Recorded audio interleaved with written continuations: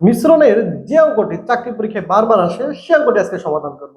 কিভাবে মুহূর্তের মধ্যে সমাধান করতে পারবে সেটাও দেখাবো, এবং এটা যদি লিখিত পরীক্ষা আসে কিভাবে লিখিত পরীক্ষায় ফুল মার্ক পাবেন সেটাও আপনাদের শিখিয়ে দিব। খেয়াল করে এখানে বলা হয়েছে যে 30 লিটার মিশ্রণে অ্যাসিড ও পানির অনুপাত দেওয়া আছে 7:3। কিসের অনুপাত? অ্যাসিড এবং পানির অনুপাত দেওয়া আছে 7:3। তারপরে বলছে ওই মিশ্রণে কি পরিমাণ পানি মেশালে, কি পরিমাণ পানি মেশালে অ্যাসিড ও পানির অনুপাত 3:7 রিভার্স হয়ে যাবে, মানে উল্টা যাবে। কি পরিমাণ পানি মেশালে। আচ্ছা, এই টাইপের অঙ্ক আমি প্রথমে বিস্তারিত দেখে তারপরে কিভাবে একবারে মাত্র 2 সেকেন্ডে করতে পারবে তার দারুণ টেকনিকটা আপনাদের আমি শিখিয়ে দিব। আচ্ছা, প্রথমত অনুপাত লিখবেন। অ্যাসিড এবং পানির অনুপাত দেওয়া আছে, অ্যাসিড এবং পানির অনুপাত কত দেওয়া আছে? 7:3। অনুপাতের যোগফলটা বের করবেন। অনুপাতের যোগফল অনুপাতের যোগফল কত হবে? 7 + 3 তার মানে 10। আচ্ছা, এটা কেন বের করলাম? এখন আমার এই যে মিশ্রণটা হচ্ছে কত লিটারের? 30 লিটারের। এই 30 লিটারের মধ্যে অ্যাসিড কতটুকু আছে আবার পানি কতটুকু আছে, এটা দুইটা আমরা আলাদা আলাদা বের করে নিব। আচ্ছা, তাহলে আমরা পানি অ্যাসিড কতটুকু আছে বের করতে পারবো। এখন অ্যাসিড আছে, অ্যাসিডের পরিমাণ। আচ্ছা, মোট পরিমাণ কত? 30। এর এর মানে হচ্ছে গুণ 30-এর কি 10-এর 7 অংশ। 10-এর কত অংশ আছে? অ্যাসিডের পরিমাণ 7। আচ্ছা, 0 0 কাটো, 3 7 21। সেম ভাবে পানির পরিমাণ বেড়ে যাবে। পানির পরিমাণ কত লিটার? 30 লিটার। 30-এর কত? 10-এর কত? 3। 0 0 কাটো, 3 3 9। এই যে দেখেন, যোগ করেন 21 আর 9 যোগ করলে কিন্তু 30-ই হয়। তার মানে আমরা আলাদা 30 লিটারের মিশ্রণের মধ্যে অ্যাসিড কতটুকু আছে এবং পানি কতটুকু আছে এটা আলাদা করে বের করলাম। বের করার পরে কি বলছে পরে দেখেন, ওই মিশ্রণ কি পরিমাণ পানি মেশালে, আমরা প্রশ্ন মধ্যে লিখতে পারবো। আমি যদি এই পাশে একটু করি, যে প্রশ্ন মধ্যে আমরা একটা অনুপাত লিখে দিই অ্যাসিড এবং পানি, ঠিক আছে?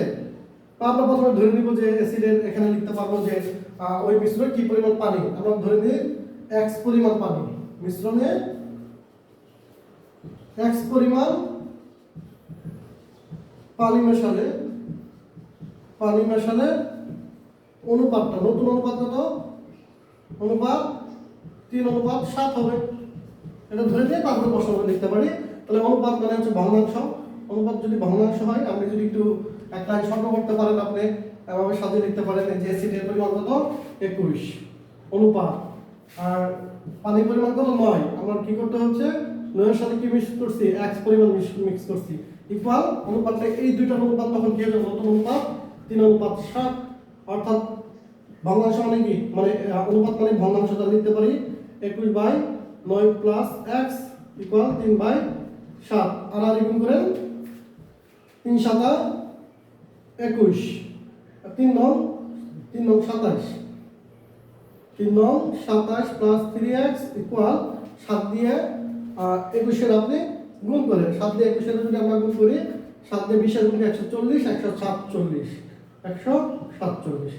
আচ্ছা, তারপর হচ্ছে 3x ইকুয়াল 147 মাইনাস 27। এবার 27 কি আছে? যোগ ছিল, এবার সাথে বিয়োগ হয়ে যাবে। অর্থাৎ x ইকুয়াল 147 থেকে যদি আপনি 27 বাদ দিলে কত থাকবে? 120। 120 বাই এখানে 3 গুণ অবস্থায় ছিল, এখন ভাগ অবস্থায়, অর্থাৎ 3 4 12, তার মানে x এর মান হচ্ছে 40। এই উত্তর হচ্ছে 40। সঠিক উত্তর কি? 40। এটা হচ্ছে আপনার বিস্তারিত সমাধান। এইভাবে যদি আপনি লিখিত পরীক্ষা করেন, আশারে 4 মার্ক আপনি পাবেন।